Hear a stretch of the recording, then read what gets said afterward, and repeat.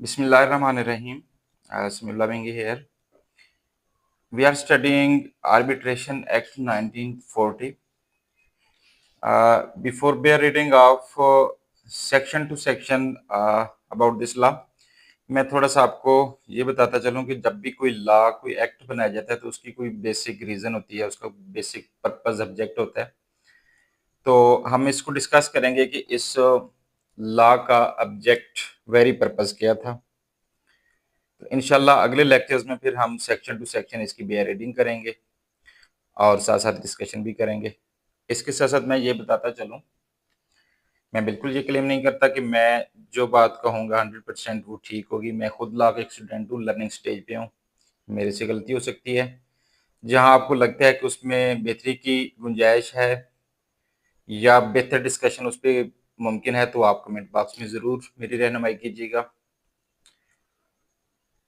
अब चूंकि जो भी एग्जाम्स लीगल के हो रहे हैं उसमें एक एमसीक्यूज का पोर्शन होता है, तो मैं एमसीक्यूज पॉइंट ऑफ व्यू से आपको ये बताता चलूं कि इस लॉ के टोटल 49 सेक्शंस और 7 चैप्टर और 4 शेड्यूल थे, जिसमें से 1945 में अमेंडमेंट आई जिसमें 49 सेक्शन रिपील हो गया और 2 शेड्यूल भी रिपील कर दिए गए थे। करंटली इसमें 48 सेक्शंस और इसके 2 शेड्यूल एग्जिस्ट करते हैं, 7 इसके चैप्टर हैं। 1 जुलाई 1940 से ये इनफोर्स है और ऑल ओवर द पाकिस्तान इसकी जो है इम्प्लीकेशन है। इस लॉ को क्यों बनाया गया था? इस लॉ के अंदर बेसिक जो टर्मिनोलॉजीज यूज होनी है, जो बेसिक कंसेप्ट हैं, आज वो हम इसमें डिस्कस करेंगे। आगे जाके इंशाल्लाह हम इसकी बेयर रीडिंग करेंगे तमाम सेक्शंस की। सबसे पहला जो इसका पर्पस ये था कि हमारी जो सिविल कोर्ट्स की लिटिगेशन है बहुत ज्यादा है, आप ओवरबर्डन उन्हें कह सकते हैं। केसेस बहुत ज्यादा हैं, बहुत प्रोलॉन्ग होती हैं चीजें, साल हर साल केस चलते हैं, उसके बाद डिसाइड होते हैं।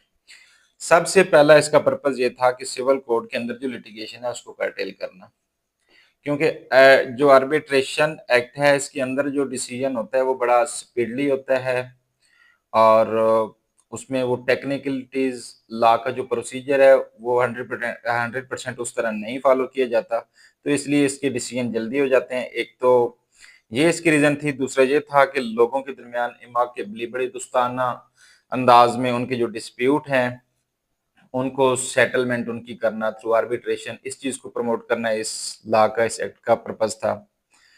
और नेक्स्ट वन आप ये कह सकते हैं कि स्पीडी डिसीजन और विदाउट डिले एंड एक्सपेंसेस हमारे जो लिटिगेशन में आते हैं उससे बचने के लिए भी इस लॉ को बनाया गया था कि हमारे जो लिटिगेशन होती है, आर्टिलियन लिटिगेशन है या फिर उस पर एक्सपेंसेस आते हैं, डिले होता है।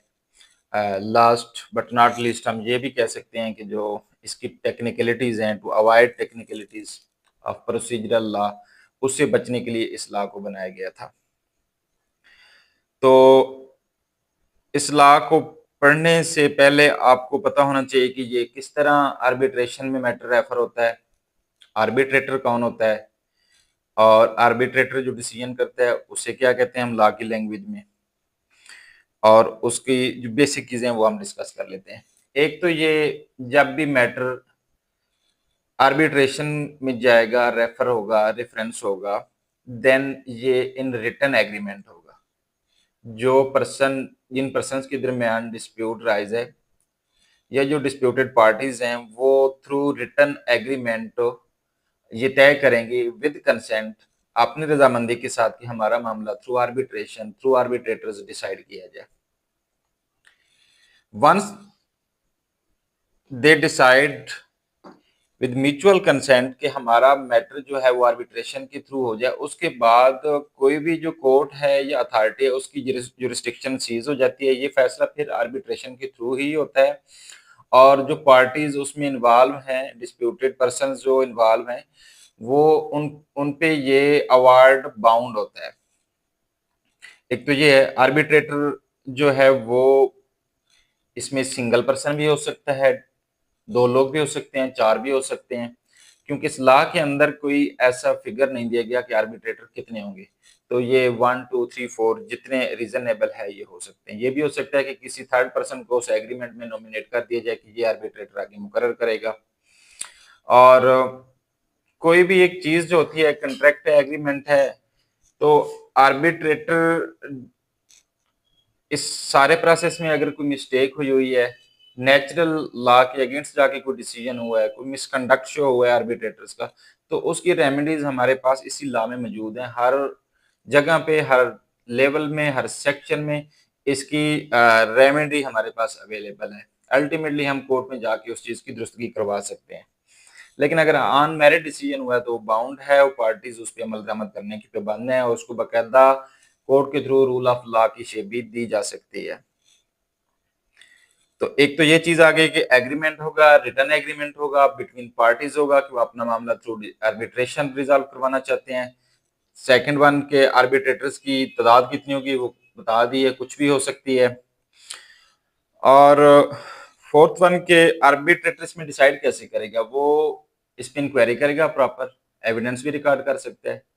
वो जो भी पर्सन्स हैं जिनका आपस में डिस्प्यूट है, उनसे या विटनेसेस से ऑन ओथ स्टेटमेंट ले सकता है। तो उसके बाद वो अपना डिसीजन सुनाएगा। वो जो डिसीजन होगा वो अवार्ड कहलाता है। ठीक है। और इसका जो टाइम पीरियड है, वो इसका बेसिक पर्पज ही यही था कि स्पीडी जस्टिस हो, स्पीडी डिसीजन किए जाएं। तो उसके टाइम फ्रेम दिया गया कि आर्बिट्रेटर विद इन 4 मंथ जो है वो अपना डिसीजन करेंगे। इन केस कि अगर 4 मंथ में ये नहीं डिसाइड हो पाता तो फिर वो थ्रू कोर्ट एक्सटेंड करवाते हैं टाइम। तो उसके बाद उस जो बाद में टाइम एक्सटेंडेड पीरियड दिया जाता है उसके अंदर अंदर डिसाइड करना होता है। अगर 2 आर्बिट्रेटर्स थे, वो किसी डिसीजन पे नहीं पहुंच सके, या 4 थे तो इक्वली उनके दरमियान उनकी राय है, तो फिर एक अंपायर अपॉइंट किया जाता है। जो अंपायर नॉमिनेट होगा वो विद इन 2 मंथ इस डिसीजन को आर्बिट्रेटर्स की जो है राय को मद्देनजर रखते हुए, उन चीजों को मद्देनजर रखते हुए विद इन 2 मंथ वो इस पे डिसाइड करेगा। तो ये बेसिक चीजें थी आर्बिट्रेशन एक्ट 1940 की।